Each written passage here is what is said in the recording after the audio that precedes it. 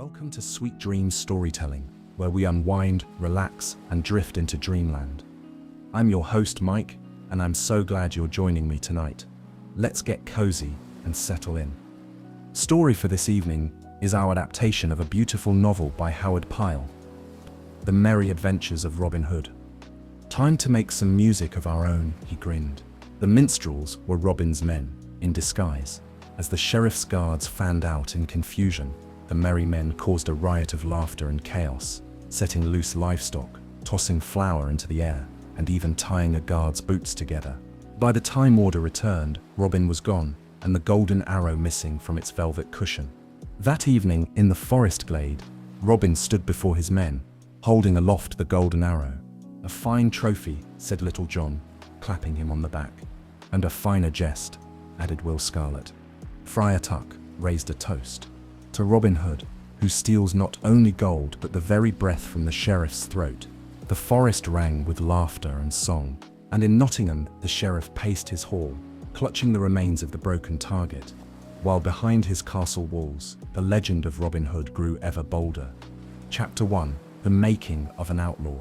In the days when England was young and its forests vast and deep, there lived a youth named Robert Fitzooth, the son of a minor noble in Locksley, a quiet village nestled near the edge of Sherwood Forest. His father, a loyal subject of the king, had taught him both the art of the sword and the lessons of honor. From his mother, Robert had inherited a quick wit and a generous heart. He was a bright-eyed lad with hair the color of ripe chestnuts and a laugh that rang like bells on a summer's breeze. Though of noble blood, Robert loved best the company of the village folk, fishermen, woodcutters, and farmers. Many whispered that he spent too much time among them, learning their ways and sharing their burdens. But Robert cared little for titles and treasures. What mattered most to him was justice. One crisp spring morning, Robert walked alone into the heart of Sherwood, bow slung across his shoulder. His quiver was full, and he sought to track a red deer that had been troubling the village fields. The forest was still but alive. Birds chattered overhead, and the distant drumming of a woodpecker echoed softly among the trees. Robert moved like a shadow, silent and focused. Just as he raised his bow to take aim at a stag, a sharp voice called out behind him, "Hold, knave! That deer is the property of the king." Startled, Robert turned to see three foresters, grim and green-clad, emerging from the underbrush. One of them, a thick-necked man named George of Gamewell, stepped forward, hand resting on the hilt of his sword. "Poaching royal game is a hanging offense," he growled. "I hunt not for sport, but to feed the hungry," Robert replied calmly. "And I harm no creature without cause." George sneered. Such noble talk from a peasant's friend. "You'll answer to the sheriff for this." Robert's eyes narrowed. "The sheriff taxes these people into hunger, then claims the deer are his alone. That is not law, it is greed." The foresters advanced, and in the rising tension, Robert reached for his bow. George lunged with his sword, and in the scuffle that followed, Robert's arrow flew true, not at the stag, but at the forester. George fell with a cry, an arrow in his chest. The other two men, stunned, raised the hue and cry, but Robert was swift.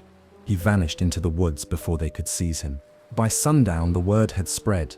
Robert Fitzooth, once a noble youth of Locksley, was now an outlaw with a price upon his head. He found shelter in a hollow oak deep in the forest, a place known only to a few hunters. Alone and troubled, Robert weighed his fate. He had broken the law, but in the name of what was right, could he go back to a life of safety and silence while the poor starved? He could not. That night, beneath a sky strewn with stars, he cast aside the name of Robert Fitzooth and took a new one, Robin Hood. If the law served only the rich, he would become an outlaw not to steal, but to restore balance. He would rob the oppressors, aid the weak, and shame the unjust.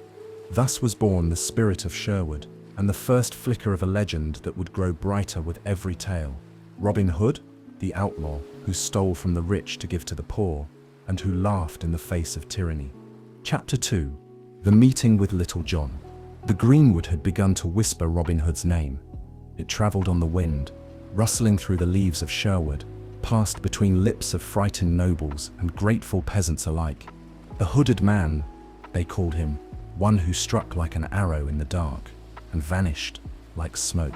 But though the name was growing, Robin was still alone. He had spent many weeks in the wild, living by his bow and his wits, sleeping beneath thick canopies of oak and ash. The forest was his home now, but a man cannot thrive alone forever. He needed companions, good men with honest hearts and strong arms, and as fate would have it, the forest was ready to provide. One golden morning, the sun filtering gently through the canopy, Robin followed the winding course of a brook. Its waters chattered over smooth stones, guiding his steps until he came to a narrow footbridge, little more than a fallen tree, worn smooth by years of use. As he placed his foot upon it, a deep voice called out from the far end, "Ho there, stand aside and let me cross first." Robin looked up and saw a giant of a man. The fellow stood a full head taller than any man Robin had ever seen, broad of shoulder and long of limb. He wore simple clothes of green and brown, a staff in his hand nearly as tall as he was, and a glint of amusement in his eye. "Stand aside yourself," Robin answered, smiling, "for I set foot on this bridge before you." The stranger chuckled. "Then let us settle it with a bout of quarterstaff. No harm, just sport. If you best me, I'll let you cross. But if I beat you, you will turn back." Robin laughed. "Done. I've not had good sport in many a day." Each man cut a staff from the trees and stepped upon the log. Birds grew silent overhead, sensing the tension as man faced man in the ancient sport of strength and balance. They circled, staffs cracked like thunder as they struck and parried, their feet dancing atop the narrow beam. The stranger was strong and skilled, and Robin swift and cunning. 3 times Robin's staff struck true, but each time the great fellow took the blow with a grin and returned it harder. Then, with a mighty swing, the stranger caught Robin square on the side. Robin wobbled, arms pinwheeling, and with a splash, he fell into the stream below. Spluttering and soaked, Robin surfaced, laughing. "You've bested me fair and square," he said, climbing the bank, "and for that, you have my respect." The stranger, surprised by Robin's good humor, offered a hand. "You take it well. Most men would sulk or draw steel. A true man can lose with honor," Robin replied. "Tell me your name, friend." "They call me John Little." Robin grinned, wiping water from his brow. "Then by my troth, your name's all wrong. I shall call you Little John, for never was a name less suited." John laughed heartily, and from that moment a bond was forged stronger than oak. Robin took him into the greenwood, and there, beneath the whispering trees, they shared a meal and a flask of mead. As they sat by the fire, Robin spoke of his purpose: to stand against tyranny, to protect the poor, and to strike down injustice wherever it dared to rise. Little John nodded solemnly. "I've no love for lords, nor their silver. Count me your man." And so Robin Hood gained his first and finest companion, a brother not of blood but of heart. In time, songs would be sung of their deeds, of how Robin's cunning and John's might brought fear to the wicked and hope to the lowly. Sherwood had gained a defender, now it had 2, and the legend grew. Chapter 3. Will Scarlet joins the band. It was late summer when the leaves first began to turn gold at their edges, and the wind carried the scent of ripened grain. Robin Hood and Little John had grown fast friends, their laughter echoing through the glades of Sherwood as they hunted, feasted, and plotted against the greedy lords who bled the land dry. But even in the merriment of freedom, the forest whispered of sorrow and injustice. For every fat abbot and silver-laden sheriff they shamed, another poor soul cried out in need. One morning, as Robin and Little John wandered near the southern edge of Sherwood, they heard a sound that halted their steps: the weeping of a woman. It came from a roadside thicket, near the edge of a winding path. Cautiously, Robin crept closer and found a young woman clad in poor garments, kneeling beside a tree. Her face was streaked with tears, her hands clasped in prayer. Robin stepped forward gently. "Good lady, why do you cry so bitterly in this lonely place?" She looked up, startled, but something in Robin's eyes made her trust him. "My name is Marian," she said softly. "They've taken my cousin, the only family I have left. They call him a rebel and seek his death." "And what is his name?" Robin asked. "Will of the Scarlet Cloak. Some call him Will Scarlet."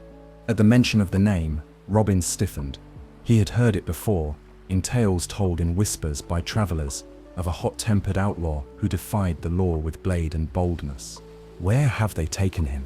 "To Nottingham," she said. "The sheriff rides with him even now. They mean to hang him at dusk." Robin's eyes darkened. "Then dusk shall come late to Nottingham this day." He and Little John raced to the edge of the forest where the road bent between two hills. There, a sheriff's escort, a dozen men-at-arms, rode with a bound prisoner in their midst. The prisoner's cloak was torn, but even bound, he sat tall in the saddle, his dark eyes burning with fury. A red sash fluttered at his side like a banner of defiance. Robin raised his hand. "We'll not wait for darkness," he whispered. "Let's welcome them now." From both sides of the road, arrows flew. The first struck the sheriff's banner, splitting it in twain. The guards shouted, scrambling for cover, but panic had already spread among them. Robin and Little John leapt from the brush, swords drawn. The fight was swift and fierce. Little John's staff cracked helmets like eggshells, and Robin's blade flashed like silver fire. In the chaos, Robin reached the prisoner and cut his bonds. "Will Scarlet?" he asked. The man gave him a crooked smile. "That's what they call me." "And who do I thank for this rescue?" "Robin Hood." Will's eyes widened. "Then by my soul, I'd follow you to the devil's own gate." With the guards routed and the sheriff galloping away in disgrace, the three men vanished into the greenwood. There, under the spreading arms of an ancient yew, Robin formally welcomed Will Scarlet into his growing band. Will was unlike Little John, where John was steady and calm. Will was fire and fury. He was quick of tongue, sharp of wit, and proud of his bright red cloak, which he refused to part with, saying, "If they mean to call me outlaw, let them see me coming in full color." But behind the swagger, Robin soon saw the truth. Will carried a deep wound from a world that had turned cruel too soon. His parents were dead, his home seized by a lord's unjust decree, and his pride was all he had left. In Robin, he found not just a leader, but a brother. And so the merry men began to form, three now, each different, yet bound by a shared cause. Robin's heart, Little John's strength, and Will's fire would become legend in the days to come. From the green heart of Sherwood, a new force stirred, one not bound by king or coin, but by honor, and the forest rejoiced. Chapter 4: Friar Tuck and the Fat Man's Feast. In the heart of Sherwood Forest, where the sun filtered through the high canopy like golden wine, Robin Hood's band had grown bolder. With Little John's strength, Will Scarlet's fire, and Robin's cunning, they had robbed fat merchants, routed tacksmen, and scattered the sheriff's soldiers like autumn leaves. But Robin's company, for all its daring and mirth, lacked something, a certain jollity of soul, a lightness to balance their fight for justice. The forest, though merry, needed laughter, not just from victory, but from within, and as chance would have it, the forest was ready to provide. One sultry afternoon, Robin wandered alone near Fountain's Dale, a lush valley on the edge of Sherwood. There, nestled beside a lazy stream, stood an old stone chapel, half choked by ivy and moss. Robin had heard whispers of a friar who dwelled there alone, a man as round as a wine cask and as sharp as a huntsman's knife. Curious, and admittedly a bit hungry, Robin approached the chapel, and sure enough, seated beneath a spreading fig tree, was a portly friar, bald as a turnip, and cheerfully humming as he gnawed on a roast capon. A flask of wine rested by his elbow, and his eyes twinkled with mischief, even before he spoke. "God save thee, traveller," he said with mock solemnity. "Hast come to confess thy sins, or to share my dinner?" Robin smiled. "If I had sins, I'd not tell them to a man with grease on his chin, but I'll gladly share your feast, if you can carry me across this brook." The friar raised an eyebrow. "Is that a jest?" "Not in the least," Robin grinned. "It's a hot day and I dare not wet my boots." The friar set down his flask with exaggerated care, wiped his mouth, and sighed dramatically. "Very well, my dainty fellow. Climb upon my back. But be warned, I ask for the same courtesy in return." Robin mounted the friar's back with a chuckle, and the round man splashed through the brook with surprising strength. Upon reaching the far bank, the friar dropped Robin with a thump. "Now, good sir," he said with a wink, "you carry me back."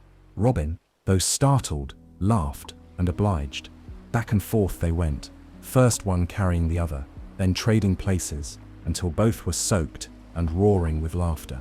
At last, they collapsed beneath the fig tree, panting and drenched. "I've not had such sport in years," Robin said. "Nor I," said the friar. "Now, tell me your name, you wily rogue." "Robin Hood." The friar sat bolt upright. "Then I should have baptized you with the brook's water, and maybe held you under a bit longer." Robin laughed. "Do I see a sword under your habit?" The friar grinned, drawing a short, gleaming blade from beneath his robes. "God may forgive, but I do not always turn the other cheek." Robin extended his hand. "Then you're the man I've been searching for. Come live with us in Sherwood. We need your laughter and your steel. Only if you promise roast duck more often than penance," the friar replied. And so the pact was sealed. Thus Friar Tuck joined the merry men, not just as a man of the cloth, but a man of cheer and strength. He was a paradox in flesh, pious yet profane, joyful yet fierce, a lover of wine and prayer in equal measure. He could bless a man's soul and break his jaw in the same breath. That evening, Robin's band gathered under the greenwood tree. Tuck brought bread, wine, and 3 plump hens he claimed were donated by divine providence, though Will Scarlet swore he'd seen him lift them from a passing cart. They sang ballads, told tales, and laughed until the moon rose full and golden above the trees. Sherwood had gained a new voice, a deep, warm baritone that sang of joy amid hardship and feasting amid fight. And the legend once again grew richer. Chapter 5. The Archery Contest Trap. The sun blazed hot over Nottingham town, shimmering on the slate roofs and stone walls. The people bustled in the marketplace, trading goods, sharing gossip, and eyeing the looming castle where the Sheriff of Nottingham plotted behind heavy doors. And this day the Sheriff plotted something bold and cruel. Robin Hood's name had become a thorn in his pride. With every noble he robbed and every prisoner he freed, the Sheriff lost both coin and face. The merry men laughed at his men, outwitted his traps, and left him chasing shadows in Sherwood. So he devised a plan. Not with swords or soldiers, but with bait. He posted bills across the county. "By order of the Sheriff of Nottingham, a grand archery contest shall be held 1 week hence, in the castle green, before noble lords and ladies. Prize, a golden arrow with a tip of pure silver, and the honor of being named champion of the Shire. All men may enter free and unmolested. The Sheriff guarantees safe passage to all who attend. Signed, Sir Geoffrey of Nottingham." A golden arrow, a promise of safety, and a gathering of the finest archers in the land. The bait was sweet, and the Sheriff knew it. He wanted Robin Hood to come, not to honor him, but to trap him. In the greenwood, Robin and his men sat by the fire as Will Scarlet read the bill aloud. The golden arrow caught the attention of all, but none more than Robin. "It's a trap," Little John said flatly. "Aye," said Will, "laid plain as a snare for rabbits." "All the more reason to spring it," Robin grinned. The others looked at him in disbelief. "You don't mean to go?" asked Friar Tuck. "Walk into the Sheriff's jaws for a trinket?" "Not for the arrow," Robin replied. "For the pride. If I win the contest under his nose, in his own town, what greater shame could I give him?" And so, they hatched a plan. On the morning of the contest, Nottingham bustled with colour and song. Flags fluttered, trumpets sounded, and a long line of archers stood in formation. Bowstrings tight, nerves tighter. Among them, dressed as a shabby yeoman with a thick beard and crooked back, stood a man no one recognized. His clothes were patched, his boots mismatched, and his voice carried a country drawl. "Name?" asked the steward. "Hugh Longstrider Wakefield, my lord," Robin said, bowing low. The contest began. Archers fired at hay-stuffed targets set at 100 paces. One by one, arrows thudded into the circles, some striking gold, some wide in the straw. The Sheriff watched from a shaded pavilion, flanked by knights and nobles. He scanned every face, searching for the telltale green of Sherwood, but found only unfamiliar garb. As the rounds went on, the field thinned, until at last 2 archers remained, a tall, grim man from Yorkshire and a bent, strange fellow named Hugh Longstride. "Final shot," the herald cried, at 200 paces. The target was moved farther back, its golden center glinting in the sun. A Yorkshireman shot first. His arrow flew swift and true, striking just within the red ring, mere inches from the center. The crowd murmured approval. Then came Hugh Longstride. He stepped forward slowly, exaggerating his limp, then suddenly straightened, drawing his bow with smooth grace. The moment he loosed the arrow, silence fell. It flew like a falcon, singing through the air, and struck the target dead center, splitting the shaft of the previous arrow. "A bullseye," cried the herald. The crowd erupted. Nobles applauded. The sheriff scowled. "That man," he growled, "seize him." But Robin had already vanished into the crowd. Outside the gates, a band of minstrels played merry tunes. Among them was a flute player with green eyes, who tossed his pipe aside and took up a bow from a hidden wagon. "Time to make some music of our own," he grinned. The minstrels were Robin's men, in disguise. As the sheriff's guards fanned out in confusion, the merry men caused a riot of laughter and chaos, setting loose livestock, tossing flour into the air, and even tying a guard's boots together. By the time order returned, Robin was gone, and the golden arrow missing from its velvet cushion. That evening, in the forest glade, Robin stood before his men, holding aloft the golden arrow. "A fine trophy," said Little John, clapping him on the back. "And a finer jest," added Will Scarlet. Friar Tuck raised a toast to Robin Hood, who steals not only gold, but the very breath from the sheriff's throat. The forest rang with laughter and song, and in Nottingham, the sheriff paced his hall, clutching the remains of the broken target, while behind his castle walls, the legend of Robin Hood grew ever bolder. Chapter 6: Alan a Dale and the Rescued Bride. It was a day of golden light and soft breeze, when Robin Hood, walking alone beneath the broad elms of Sherwood, heard a sound unlike any he'd heard before in those woods. It was the sound of sorrow and song, not the weeping of women or the grumbling of peasants, but something clear and haunting. A man's voice, singing low and mournful, as if each word weighed a stone upon his heart. Robin followed the sound and came upon a stranger seated on a mossy log, strumming a lute. His clothes were torn and dusty, his fair hair uncombed, and his face streaked with travel and grief. Yet his voice stirred even the birds to silence. "Good fellow," Robin said gently, "you sing like a soul in mourning. Tell me what sorrow wrings such music from your heart." The man looked up, startled, and blinked as if seeing the world anew. "And who are you?" he asked, "to walk so quietly through the trees?" "Robin Hood, at your service," came the calm reply. "Friend to the lost, foe to the proud, and always glad to lend an ear." At that, the young man's eyes widened. "Then, I've stumbled into legend, or perhaps salvation." His name was Alan a Dale, a wandering minstrel from the West Country, known for his songs of courtly love and his sharp tongue. But now he could sing no more of love, for love, he said, had been stolen from him. He told his tale, how he had fallen in love with a maiden named Ellen, the daughter of a petty noble. She loved him in return, and they had sworn to wed beneath the summer stars. But her father, greedy for power and land, had betrothed her to an aged and wealthy baron, a man thrice her years, and known for cruelty. The wedding, Alan said, would be held 2 days hence, in a church not far beyond Sherwood.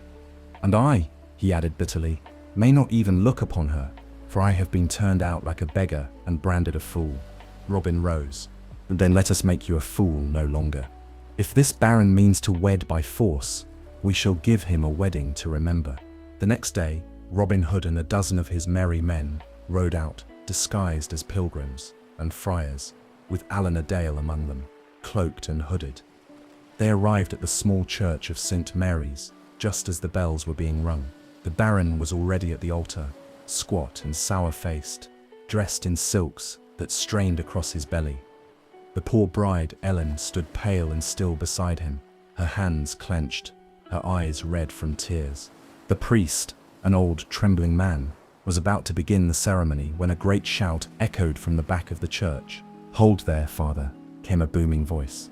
All heads turned to see a massive friar striding forward, a great staff in his hand and a grin beneath his hood. "By whose blessing is this marriage to proceed?" "By mine," the priest stammered. "Not so," the friar thundered, "for this woman is promised already to another man." Gasps filled the chapel. The Baron turned red and roared. "Who dares speak such blasphemy?" At that, Robin stepped forward, flinging off his cloak. "I do," he said, "Robin Hood of Sherwood. And here is the man she loves, Alan a Dale." Ellen cried out with joy and ran to Alan's arms.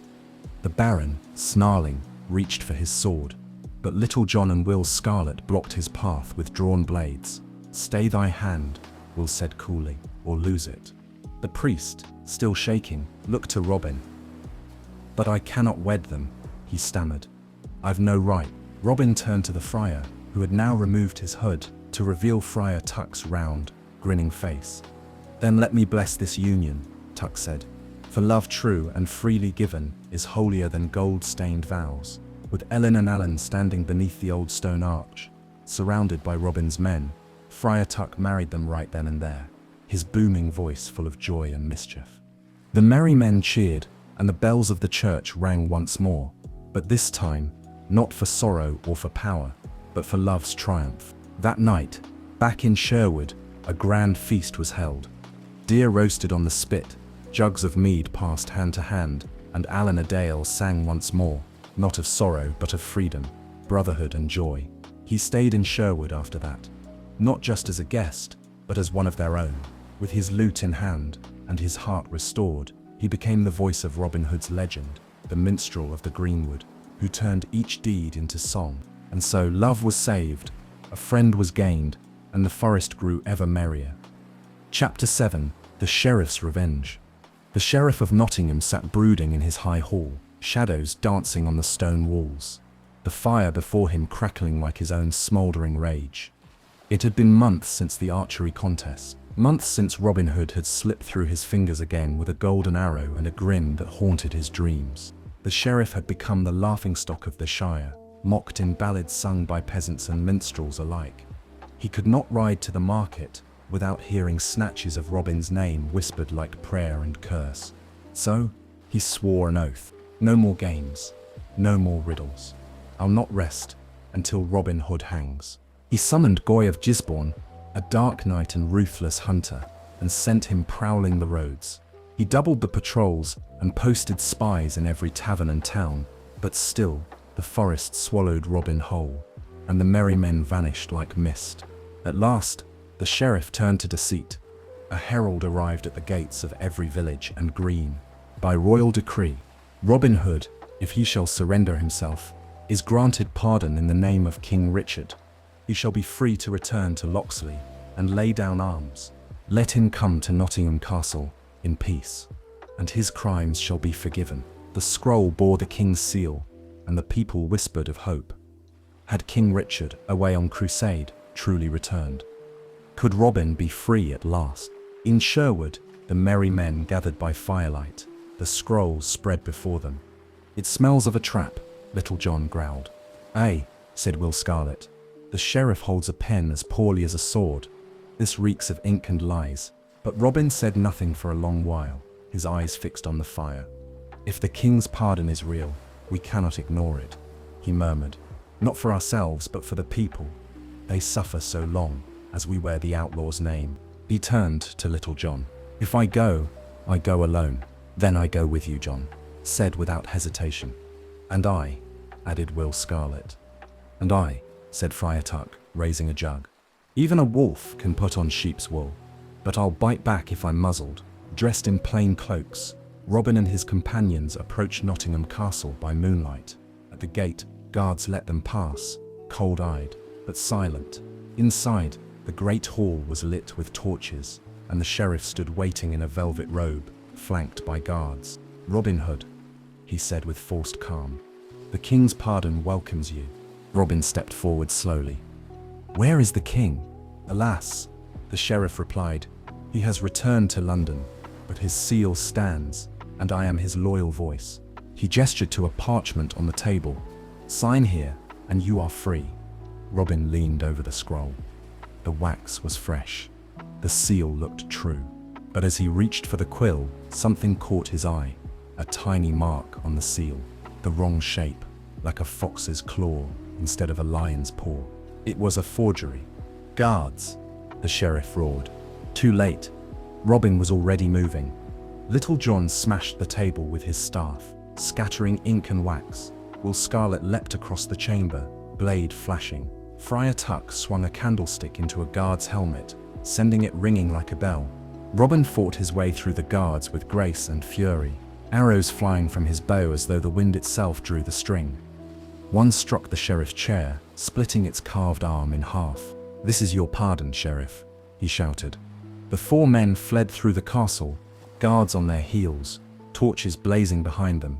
They climbed through halls, ducked down servant passages, and leapt from a battlement wall into the moat below. Wet, bruised, and laughing madly, they vanished into the night. Back in Sherwood, the band welcomed them with cheers and hot stew. "So much for royal mercy," muttered Little John.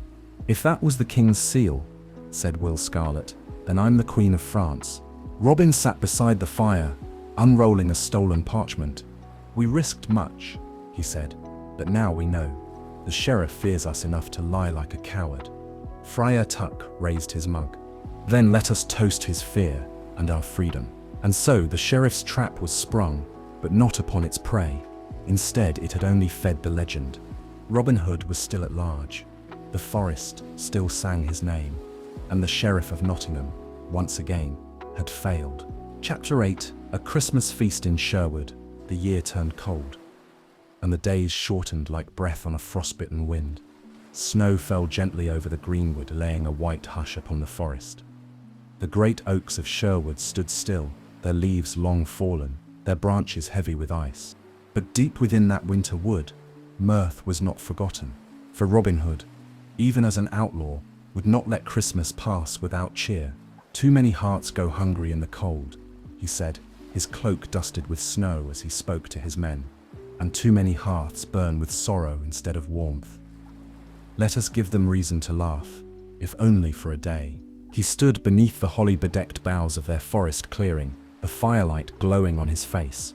Around him the merry men nodded, Little John, towering and calm, Will Scarlet, warming his hands with a grin, Alan a Dale already tuning his lute, and Friar Tuck, who licked his lips at the thought of a feast.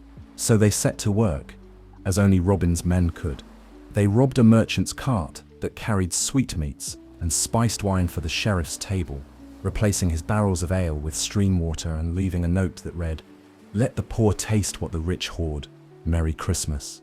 From the greenwood, they slipped into the kitchens of Nottingham's wealthiest lord, lifting roasted game and fresh loaves, and left behind purses of silver for the scullery maids. They hunted deer, gathered firewood, and strung holly and ivy from branch to branch in their hidden glade, transforming the deep heart of Sherwood into a hall of winter wonder. And on Christmas Eve, they sent word to the poor and the weary across the shire. "Come ye to the forest's edge, follow the red ribbon trail, there is warmth in Sherwood." At dusk, they came, farmers and shepherds, widows and children, all walking through the snow, eyes wide with wonder. Some had feared a trap, others had never dared dream of such invitation. But none could believe what they found. A great fire roaring at the center of a woodland clearing, tables made of logs, draped in evergreen garlands, food enough to feed 100, music in the air, and joy in every face. Robin stood to greet them, raising his cup. "This is no king's hall, and we are no lords," he said. "But here all sit as equals. Here none go hungry. Here we remember what the rich forget, that giving is the heart of the season." They feasted long and well that night. Children laughed as Friar Tuck juggled apples and tumbled into snowdrifts. Alan a Dale sang ballads by firelight, songs of love and bravery and brighter days ahead. Little John lifted 2 children at once onto his shoulders, stomping in a circle like a dancing bear, and Will Scarlet taught a shy boy to throw snowballs, cackling as they pelted Robin himself. The forest, blanketed in snow, echoed with joy. Later, as the stars shone cold and clear above the trees, Robin stood alone on a rise, watching the lights of the celebration flicker below. "A strange court we keep," said a voice behind him. It was Tuck, holding a flask and smiling. "No gold, no crown, but a king's heart beats in you, lad." Robin chuckled softly. "And yet we sleep on moss and live by stolen bread." "Aye," said Tuck, but you give more than any throne ever did." Robin nodded. "For as long as we can, for as many winters as they come." And so, Sherwood kept Christmas, not with pomp, but with kindness and courage. And when the poor returned to their villages the next morning, their arms were full of bread and meat, and their hearts were full of hope.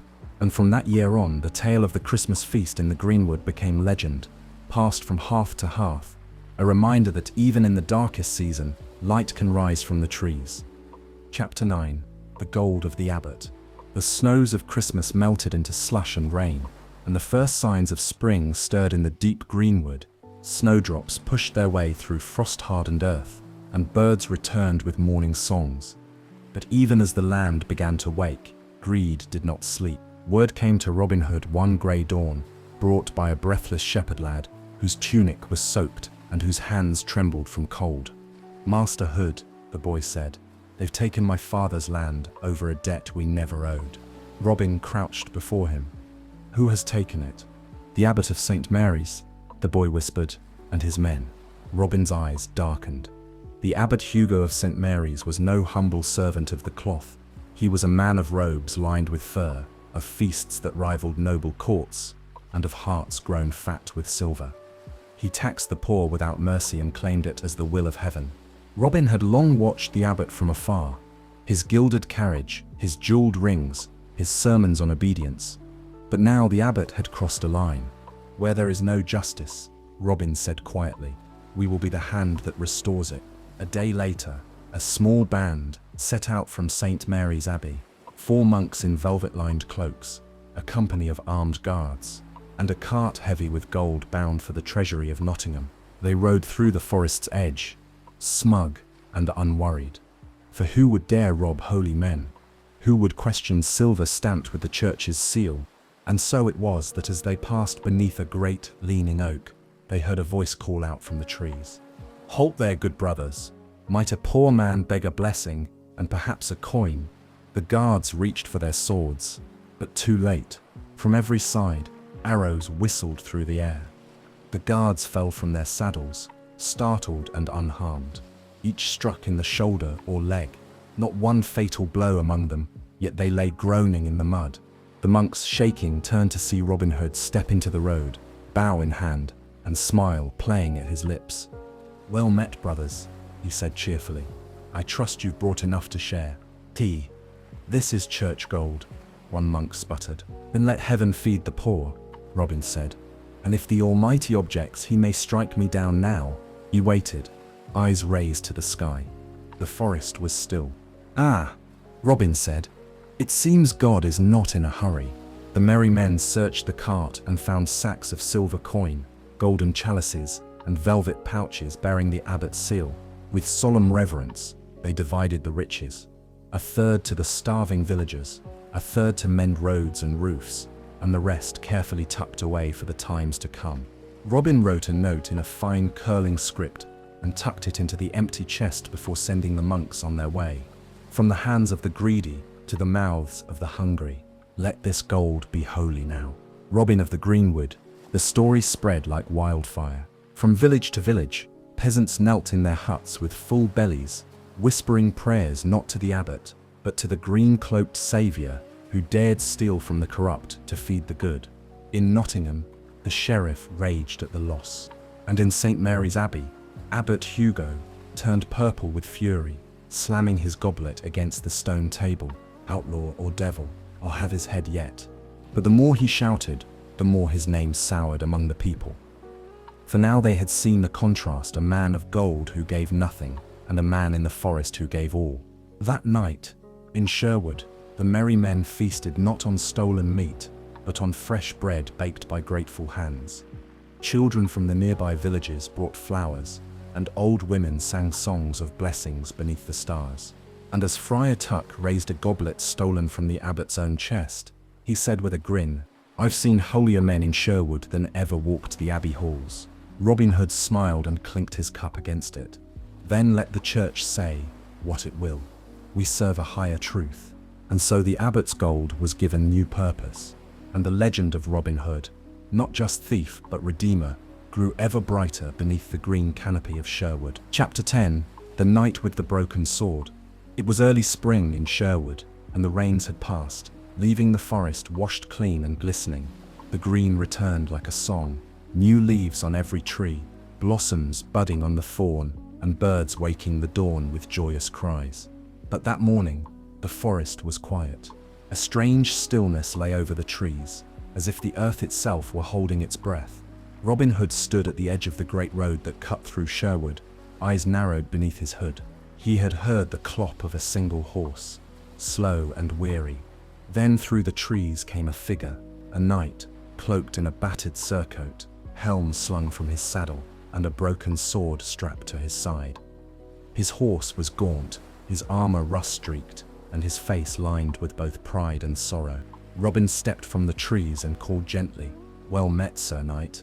You ride like one chased by ghosts." The knight looked down, not with fear, but with the hollow calm of a man who had already lost. "I have no coin, outlaw," he said. "Nothing worth robbing, unless you'll take an empty purse and a wounded name." Robin tilted his head. "A wounded name, you say? Then come share bread with those who have nothing but still eat well." They brought him to the greenwood glade, and there, as the fire crackled and food was set before him, the knight spoke. "I am Sir Richard of the Lea," he said. "Once proud, once noble, but I am ruined now." He told his tale plainly, how he had mortgaged his lands to pay a ransom for his son, who had been taken prisoner in the Holy Land, how he had borrowed gold from the abbot of St. Mary's, swearing to repay it within a year, and how, when the year ended, only days ago, the abbot had seized everything. His manor, his fields, his chapel, his house now belonged to men who knew only profit and power. "I came to Nottingham to beg for time," Sir Richard said. They laughed in my face. "And that sword?" asked Will Scarlet. "It looks like it's seen war." "It broke in my hand when I defended a widow from the abbot's steward," Richard replied quietly. "Now even my blade is a shame to me." The merry men sat in silence. Then Robin stood. "There is no shame in a broken sword," he said, "only in those who break it." He turned to Little John. "Bring the coffer we took from the last of the sheriff's tacksmen." From a hollow in the earth came a chest bound in iron. Robin opened it, revealing gold coins, silver rings, and jewels, not hoarded, but kept for purpose. He counted out 400 gold marks, enough to buy back Richard's land and his honor. "Take this," Robin said, pressing the pouch into his hand. Sir Richard stared at him. "Why?" "Because the world should know that not all justice comes from courts," said Robin, "and not all mercy from men in robes." The knight wept, not loud or showy, but with tears that cut paths through the grime on his cheeks. He swore an oath then, before the fire and the stars. "If ever I can repay this debt, Robin Hood, I shall do so with sword and soul alike." Robin smiled. "Then mend your sword, Sir Knight, and ride home to rebuild." Weeks later, the abbot of St. Mary's sat smugly in his hall, gloating over his gains, when the doors burst open and Sir Richard of the Lea strode in, his armor gleaming, his sword, new and whole, drawn at his side. "You have my thanks for your patience," Richard said coldly. "Now return what was never yours to keep." And he did. With witnesses gathered and the sheriff chained beside him, the abbot signed the deeds back into Richard's hands. That night, the people of Lea lit fires and rang bells. Their lord had returned, not with vengeance, but with honor restored. Back in Sherwood, Alan Adale sang a new ballad by the fire, of a knight with no gold and a sword split in two, who found hope in the woods, where the wildflowers grew, and a band of bold outlaws, with no titles or crown, gave him coin and his cause, and they lifted him down. And Robin listened, smiling quietly, knowing that sometimes the finest justice comes not from thrones or parchments, but from men in the greenwood, who remember what is right. Chapter 11. The Capture of Guy of Gisborne. The forest was darker than usual. That spring, though the trees were in leaf and birdsong filled the branches, a shadow had crept into Sherwood, not of night nor storm, but of a man. His name was Sir Guy of Gisborne. He rode a black destrier clad in mail as dark as his steed, with a wolfskin cloak across his shoulders and a sword that had tasted too much blood. A bounty hunter by trade, Gisborne cared little for law, less for justice, and nothing at all for mercy. He was a man paid to kill, and now he had been hired to do what the Sheriff of Nottingham and all his men had failed to do: bring in Robin Hood, dead or alive. Word of his arrival spread like fire through the Shire. He questioned villagers, scoured the roads, and sent a message into the forest. Let the outlaw show himself. I wear black for a reason, and I bury my prey in it. Robin Hood heard the name and felt a chill. He had heard of Gisborne before, even in the Holy Land, a man who fought like a devil and hunted like a hound. He was not a soldier of honor, but a predator, a wolf in man's skin. I'll meet him, Robin said, tightening his bowstring, but not on his terms. At dawn, Robin disguised himself in a rough cloak and ventured alone to the southern edge of Sherwood, where the forest gave way to heath and wind-worn hills. There, amid the gorse and bramble, he spotted the man, tall and broad, dressed in dark leather and mail, his beard black as coal and his eyes sharp as broken glass. Sir Guy sat sharpening a dagger on a whetstone, whistling a low, tuneless note. Robin approached with care, his own bow slung across his back, playing the part of a wandering forester. "Well met, traveller," Robin called. Gisborne didn't look up. "I've no time for vagrants, and I've no use for hunters who whistle for death," Robin said lightly. "But I wonder, have you seen an outlaw pass this way? Green hood, quick tongue, bow like a hawk's talon." That made Guy look up. His lips curled. Many claim his name, few wear it long. Robin sat across from him, calm as a summer breeze. "And what would you do if he sat before you now?" Sir Guy smiled without warmth. "I'd bind his hands with his own bowstring, then cut his throat clean and carry his head to Nottingham for silver." Robin stood slowly. "Then you'd best draw first." Steel flashed. Gisborne lunged like a striking snake, but Robin had already moved. His dagger catching the blow, his boots sweeping Guy's legs from beneath him. They fought like wolves. No formality, no honor, just fury. Gisborne was brute strength, his sword sweeping in wide, murderous arcs. Robin was speed and instinct, dodging, countering, striking like a wasp. At last, Gisborne made a fatal mistake. He overreached, one blow too wide, and Robin drove his dagger into the knight's gauntlet, pinning his hand to the ground. Gisborne roared in pain. Robin leveled an arrow at his heart. "Yield," he said, "or die." Gisborne spat blood into the dirt. "Do it, outlaw. You're no better than me." Robin paused. "That's where you're wrong," and he lowered his bow. Later that evening, Gisborne was brought to the camp, bound and bitter. The merry men gathered around, some demanding justice, others curious. "What now?" asked Will Scarlet. "Do we hang him from the tallest tree?" "No," said Robin. "Let him return to Nottingham, empty-handed, unarmed, and shamed. Let the sheriff see the man he paid turned loose like a whipped dog." Little John grunted. "Won't he come back?" Robin looked at Guy. "Will he?" For a long moment, the bounty hunter said nothing. Then he shook his head. "No, I came to kill a legend. I found a man, and a better one than most kings I've met." They cut his bonds and gave him a horse, not his black destrier, but a tired pack pony, as a final insult. And as he rode from Sherwood, Gisborne did not look back. That night, the fire burned bright, and the song rose high. A knight in black came to the wood, to take the outlaw's breath and hood, but met his match beneath the trees, and left with shame upon his knees. Robin said little. He stood by the fire, turning the black wolfskin cloak he had taken from Guy's shoulders in his hands. "The sheriff will send more," said Friar Tuck. "Let them come," Robin said. "The forest still stands, and so do we." And with that, the shadow of Guy of Gisborne passed from Sherwood, but the story became another thread in Robin Hood's growing legend, not just of defiance but of mercy. Chapter 12. The King's Disguise.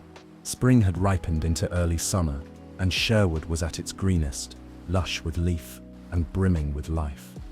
The forest was alive with birdsong, the laughter of the merry men, and the rustling of rabbits in the underbrush. But far beyond Sherwood's borders, in the halls of London and the courts of Canterbury, the name of Robin Hood was spoken in whispers, admired by some, cursed by others. And in the royal court, That name reached the ears of King Richard the Lionheart himself. The king, newly returned from the Crusades, had heard tales that danced on every tongue of a green-cloaked outlaw who robbed lords and abbots, fed the poor, and defied the sheriff of Nottingham like a fox teasing a hound. Some said he was a traitor, others, a hero. One lord swore he was a demon. A monk claimed he was a saint. King Richard, wise and ever curious, said only this: "I will judge the man with my own eyes." And so he rode, not in royal robes, nor upon a white stallion, but clad in the coarse garb of a common abbot, astride a weary mule. With a handful of loyal guards in peasants' clothes, he rode into Nottingham, his sword hidden beneath his cloak, and his crown left behind in London. Not long after, in the cool shadows of Sherwood, a whisper reached Robin's ears. A rich abbot passes through the forest alone, save for a few servants, gold on his belt, and a pride in his voice. Will Scarlet smirked. "Shall we lighten his load?" Little John chuckled. "Let's show this holy man the hospitality of the greenwood." Robin nodded. "We'll give him a warm welcome, Sherwood style." They met the abbot, King Richard, in disguise, on a quiet trail where the trees grew close and the sunlight fell in golden shards through the canopy. Robin stepped into the road, bow in hand, and said with a wink, "God save you, good abbot. You travel richly and well." "I am on the king's business," the abbot replied, his voice deep and measured. "Do you dare rob a servant of the crown?" Robin smiled. "We dare rob anyone who grows fat on the poor. But if your cause be noble, we'll not take a coin more than fair toll." The abbot studied him. "And what if I were to tell you that Robin Hood himself is an outlaw and a traitor to the king?" Robin tilted his head. "Then I'd say the king has poor ears, or poorer friends." "Would you speak those words to the king himself?" "Gladly," said Robin, eyes bright. "And I'd tell him that the crown is heavy because the people bear it on their backs." King Richard, still masked in his disguise, felt a thrill of wonder. He had met men in gilded halls who groveled, lied, and flattered. But here was a man who stood tall, honest, and proud, even with a noose hovering over his life.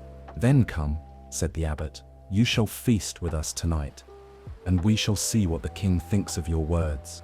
Robin, ever courteous even in mischief, accepted. That evening, under a spreading oak, the merry men laid out a feast: roast venison, fresh-baked bread, river trout, and jugs of mead filled the tables. The supposed abbot and his servants sat among outlaws, sharing laughter and listening to songs. Alanadale sang a ballad of Robin's mercy to a knight and the gold he gave to the poor. Friar Tuck told bawdy tales that made even the stern guards snort with laughter, and Little John lifted the abbot's mule like a stool and declared it the royal throne of fools. At last, as the moon climbed high, the abbot stood. "Enough games," he said, and drew forth a medallion, a golden lion, carved and crowned. Gasps rippled through the glade. "I am Richard, King of England." The outlaws froze. Robin slowly knelt, so did Little John, and Will, and all the others, heads bowed low before the rightful king. But Richard raised a hand. "No need to kneel. I have seen enough. You are no traitor, Robin Hood. You are what England forgets too often, a man of justice in a land of lords." Robin rose, his voice quiet. "I serve the people, your grace, and where law forgets mercy, I will stand in its place." King Richard smiled. "And that is why I offer you pardon, you and all your men, free men of the realm, if you'll lay down your arms and come with me to court." The merry men stared in awe. Some cheered, some wept. But Robin looked to the forest, to the trees he knew like kin, to the stars above the glade. "May I have one night to consider, sire?" he asked. "You may," Richard said. "But know this, England has need of men like you." And with that, the king retired to sleep among the outlaws, his outlaws now, and the forest kept watch as the crown and the greenwood finally met in peace. Chapter 13, A Royal Pardon. Morning broke soft and golden over Sherwood Forest, with mists curling around the roots of the old trees and dew sparkling like jewels on every leaf. The birds sang 100 songs to greet the rising sun, but for once, Robin Hood was silent. He stood apart from his men beneath a great oak, his cloak still wrapped tight against the chill. All around him, the greenwood stirred with the rustle of waking men and crackling fires. But Robin's thoughts were far away. For last night, the king himself, Richard the Lionheart, had sat at his table and broken bread with outlaws. And now he offered them all the thing no sword could win, no coin could buy, a full royal pardon. When the camp awoke fully, King Richard stepped forward, his lion medallion glinting at his chest and a scroll in his hand. "Robin of Locksley," he said, "also known as Robin Hood, outlaw and freebooter of Sherwood, by my own hand, I grant you pardon for all past deeds in the name of the crown." Robin approached slowly, eyes locked with the king's. "And my men, every one," said Richard, "they shall be named royal foresters, protectors of the realm's green lands." A cheer rose from the merry men, though some looked stunned, as if they had forgotten what freedom tasted like. "Ye have fought not for rebellion," Richard continued, "but for justice, where justice had failed. England needs men like you in the light, not the shadows. Come with me to court, walk as free men beneath the sun." The camp burst into celebration. Will Scarlet shouted and clapped Little John on the back, nearly knocking him into the fire pit. Alan Adale kissed his lute and began to strum a bright new tune. Even Friar Tuck, whose suspicion of kings and bishops was as thick as his belly, raised his goblet in a toast. But Robin stood still. He looked around at the trees, at the forest paths worn by years of wandering, at the secret glades and mossy stones that had been his only home. He saw the faces of villagers who had come to him in need, the coins he'd pressed into weathered hands, the children who had learned to smile again. "To leave Sherwood," he whispered, "is to leave part of myself." Richard, ever wise, stepped beside him. "No king commands your heart, Robin, but you have given your service to England more nobly than many knights in mail. Will you serve still, not with bow alone, but with voice and place and power?" Robin turned to his men, and they fell quiet, waiting for his answer. At last, he bowed deeply to the king. "Then I will come," he said, "but not to be clothed in silk and sit beside lords. I will come to be a voice for those who have none. I will come to remind your court what the greenwood remembers." The king nodded solemnly. "That is the service I ask." So they made ready to depart. Robin laid down his hood, though he wore green still. The merry men dressed in clean tunics, and the forest echoed with one final merry feast before they journeyed on. When they left Sherwood, villagers lined the paths, blessing them and waving flowers. Children ran alongside their horses, and behind them the trees seemed to bow in farewell. But though Robin walked free and with the king himself, he never forgot the forest, and the forest never forgot him.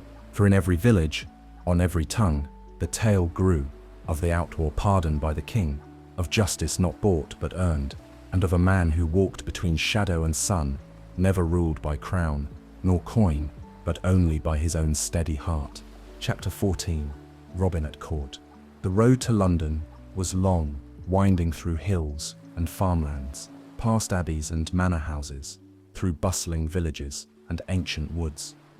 But it was no longer a road of hiding. For the first time in years, Robin Hood rode openly, his bow unmasked, his name unchained. At his side rode King Richard himself, bold, commanding, and ever watchful, and behind them came the merry men, a curious sight among the silk-draped knights and jewel-laden courtiers. Little John loomed like a walking tower. Will Scarlet rode like a hawk on horseback.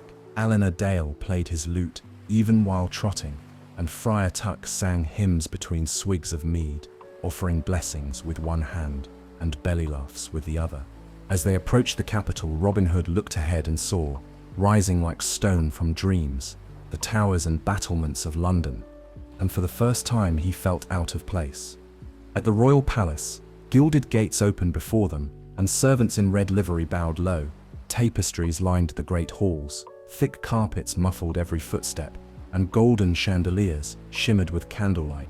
Robin stood among nobles in embroidered doublets, and ladies veiled in pearls.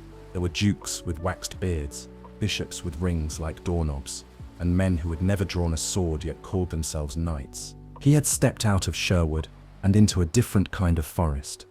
The king led Robin into the great hall, where the royal court had gathered. Ministers, lords, and foreign envoys filled the chamber, murmuring curiously as this broad-shouldered man in a green cloak entered. King Richard raised his hand. "Lords and ladies, behold, Robin of Locksley, known to many as Robin Hood. Once outlawed, now pardoned, and today named to my council." Gasps spread like ripples on a pond. Some bowed. Others scowled. Robin stepped forward, speaking not with flowery words, but with simple, steady strength. "I never sought a seat at a king's table," he said, "but I've stood where your laws failed. I've seen men starve beside gold-plated gates. If I must serve, it will be for them, for those who cannot stand here themselves." Some lords scoffed. One sneered aloud, "Will the king now rule by beggar and bandit?" But Richard's voice boomed like thunder. "If all beggars had hearts as true, and all bandits such honor, England would be stronger than any crown can make her." In the weeks that followed, Robin tried to adapt to courtly life. He dressed in finer cloth, sat in councils, and listened to the quarrels of lords. He was offered land, horses, and a manor near the Thames. But though his body sat in halls of stone, his spirit remained in Sherwood. He found himself waking before dawn to walk in the palace gardens, seeking trees tall enough to remind him of home. He missed the simple talk around the campfire, the thrill of a plan well sprung, the joy of giving stolen gold to a mother with empty hands. Even Will Scarlet grew restless, often sneaking off to taverns and dueling braggarts. Little John complained the walls made him feel caged. Friar Tuck found the court wine too fine and the sermons too short. Only Alana Dale seemed content, for the halls were always eager for a new song. One evening, Robin stood alone on a palace balcony staring into the night. The Thames shimmered below, stars above. The city bustled, but he felt still. The king joined him quietly. "You wear your new robes uneasily, Robin." Robin nodded. "I can wield a sword, sire, but not a silver tongue. These halls are colder than winter, even in spring." Richard clapped a hand on his shoulder. "You have done what few men could, but I will not chain you to velvet and stone. England needs you, but not just here." Robin turned. "What do you mean?" "I mean this," said the king. "Ride where you will, speak when you must, be outlaw no more, but never stop being the man they believe in." The next morning, Robin Hood left court, not in shame, not in exile, but in freedom. He returned to the roads, traveling as a free man, a champion not only of the greenwood, but of England herself, an emissary not of the king's gold, but of the people's hope. And while he no longer hid in the shadows, he remained the same, brave, cunning, and kind. Wherever justice faltered, his bow sang once more. Chapter 15. Return to the greenwood. Behind him came Little John, shoulders broad as ever, his eyes ever watchful. Will Scarlet whistling a tune and twirling a knife in his fingers. Friar Tuck grumbling about rich men's wine and soft chairs. And Alana Dale humming melodies yet unwritten, lute slung across his back. The roads that led away from London twisted like thoughts, through rolling fields, silent villages, and windswept moors. Robin Hood rode at the head of a small company, cloaked once more in green, though now without fear of the gallows. They were no longer outlaws, they were free men, but in their hearts they remained the same, loyal not to crowns and courts, but to the people beneath them. It was nearly dusk when the trees of Sherwood first came into view. The forest had not changed, but it felt different. No longer did it whisper warnings or cradle outlaws in its arms. Now it welcomed them like an old friend who had been waiting patiently all along. They passed the ancient hollow oak where Robin had once slept with one eye open.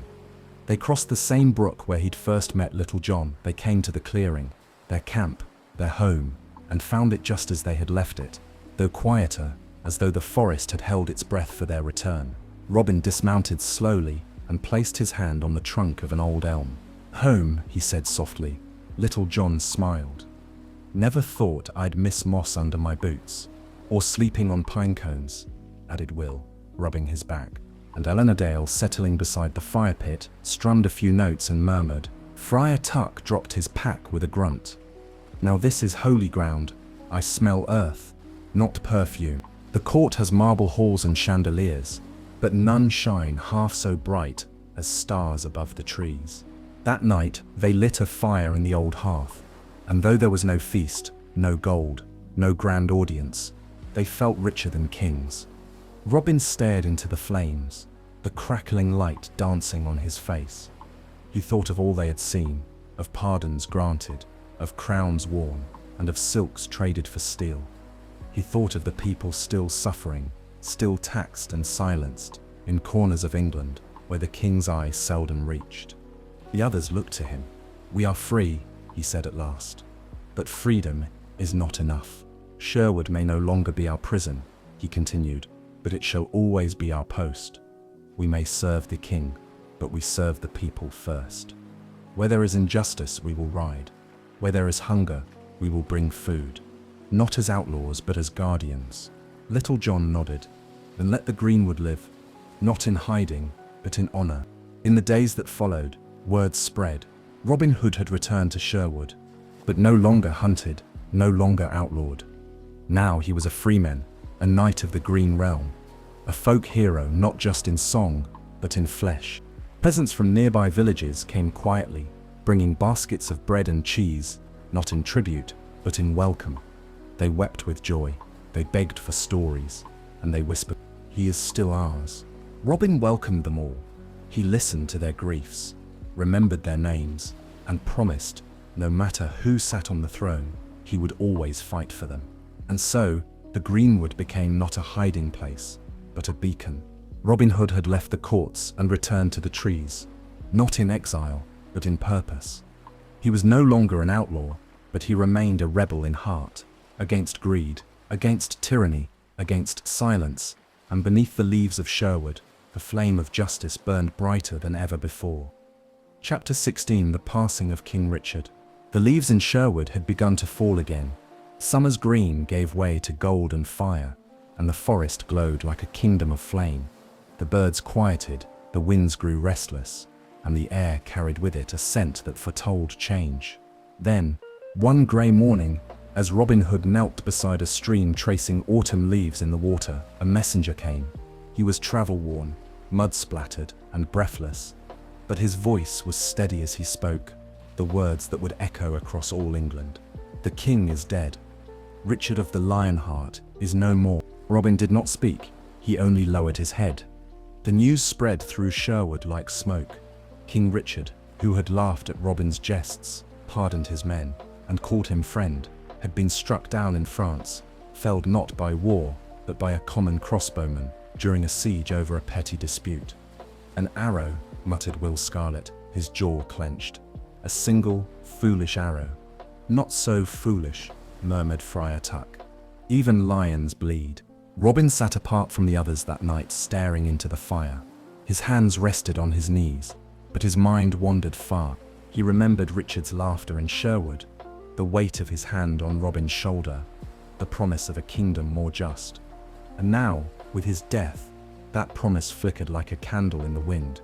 But it was not only grief that stirred in the forest, it was fear. For Richard's younger brother, Prince John, would now take the throne, a man of envy and greed. A man who had once called for Robin's head, and now wore the crown unchecked. The outlaw turned knight turned outlaw once more.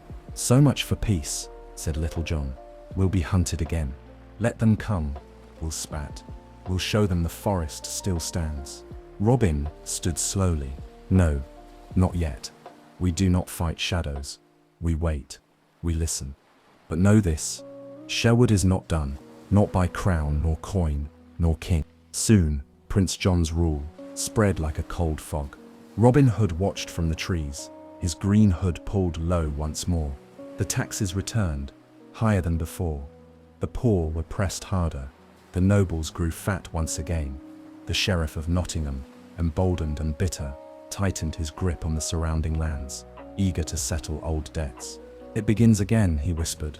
But this time, it was different. They were no longer a ragged band on the run.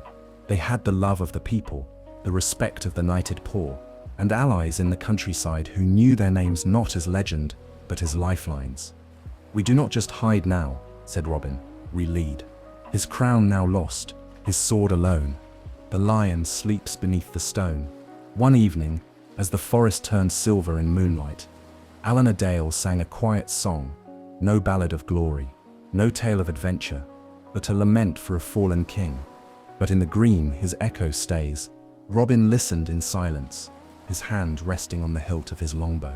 In every leaf the wind still plays, and with that Robin Hood outlaw, knight, and legend took up his cause anew. Beneath the whispering trees of Sherwood, where the flame of defiance burned against the dark tide once more.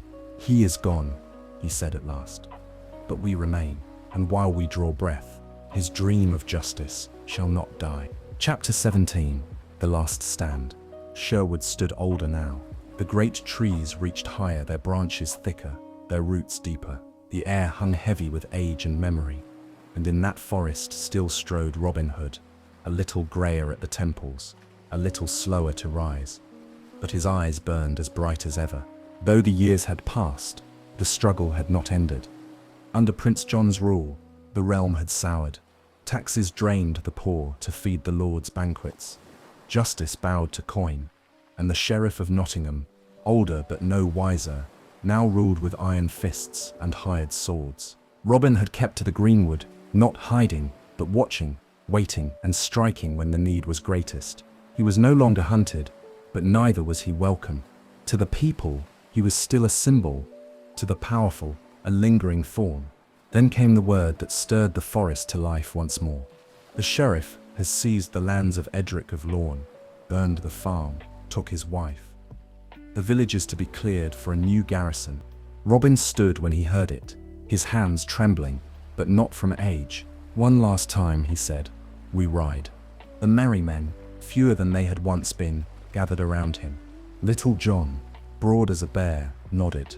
"To the end, wherever it leads." Will Scarlet grinned, his hair now touched with silver. "One more arrow for the sheriff's table." Even Friar Tuck rose, groaning as he pulled on his old belt. "I may be slower, but I still swing a fine cudgel when moved." And so, for one last cause, they gathered their weapons, kissed the trees they called home, and marched beneath the banner of no crown, only honor. The sheriff had grown bold in his years, believing Robin long diminished, a ghost in the leaves. But when the merry men came down from the hills, cloaked in green and fury, the forest roared once more. They struck at dawn, swift, silent, merciless to the cruel. The sheriff's soldiers fell like leaves in autumn, confused, scattered, unprepared for a legend reborn. Robin's arrows flew true. Little John's staff cracked shields and spears. Will Scarlet darted like a flame through the fray. Tuck held the line at the chapel gates, roaring prayers and curses in equal breath. The people rose behind them. Villagers, farmers, freed serfs, not fighters, but fed up, wielding pitchforks and stones and courage. Together they reclaimed Edric's land. They freed his wife. They drove the sheriff's men out, not just with weapons but with fire in their hearts. But not without cost. In the final clash, Robin stood face to face with the sheriff, his oldest enemy now bloated with wealth and hate. "You should have died years ago," the sheriff spat. "You're nothing but a shadow that never stopped haunting you," Robin said, drawing his last arrow. They fought beneath a withered oak, two old wolves in their final contest. Robin's arrow struck true, but not before the sheriff's blade found his side. The sheriff fell, breathless and broken. Robin fell too, bleeding, but victorious. The merry men found him beneath the tree, cradled in dappled sunlight. He smiled weakly, looking up at the forest he loved. "I think this is a good place," he whispered. "Don't say that," said Little John, kneeling beside him. "We'll carry you back," Alan said, voice thick with tears. Robin shook his head gently. "No, let me be where the leaves can fall and the breeze can sing."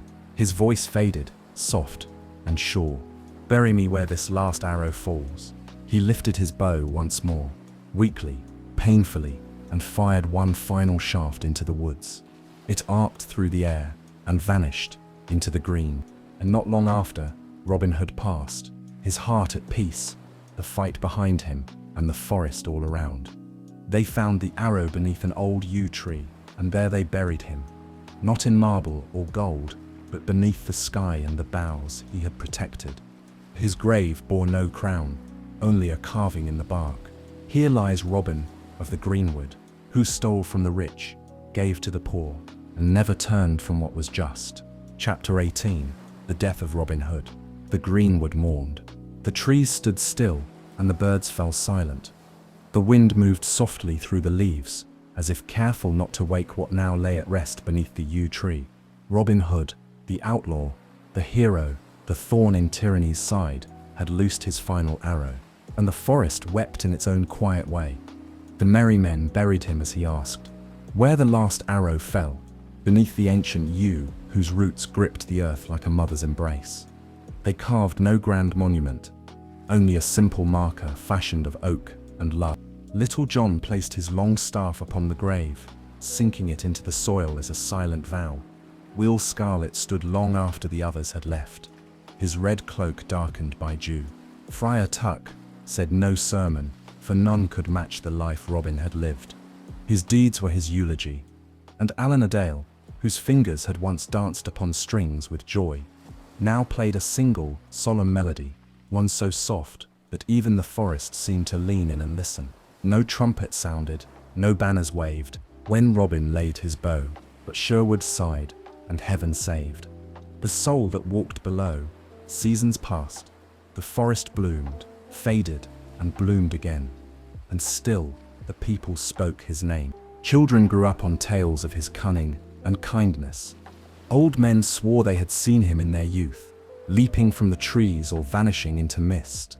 Mothers told stories of how he gave bread to the hungry and hope to the voiceless. But time, as it does, moved on. The merry men, too, found their paths. Little John returned to the north and was said to have lived long and well. Will Scarlet wandered to distant lands, carrying the greenwood in his heart. Friar Tuck served a small chapel in the countryside, where no lord dared overtax his flock, and Alan a Dale became the bard of England, his songs carrying Robin's legend across the land like wind through the trees. And yet, the forest remembered. It whispered his name when the wind moved through the leaves. It cradled his resting place in moss and shadow. And sometimes, just sometimes, a traveler lost in Sherwood would swear they saw a flash of green between the trees, or heard the twang of a bowstring and the soft whistle of an arrow that never missed. Some say his spirit walks there still, not as a ghost, but as a presence, watching, guarding, waiting for a time when England might again need someone to stand between the law and the people it forgets. So ends the tale of Robin Hood, but not the truth of him. For heroes die, but legends do not. They take root in the soil. They bloom in the hearts of those who remember. And as long as men yearn for justice, and the poor cry out against the weight of greed, somewhere, in the shadow of an old oak, Robin Hood lives on. Thanks for spending this quiet time with me here at Sweet Dreams Storytelling. I hope you're feeling relaxed, peaceful, and ready for a restful sleep. As we say goodnight, let the calm background music guide you gently into dreamland. Before you go, don't forget to like the video and subscribe, and until next time, rest well.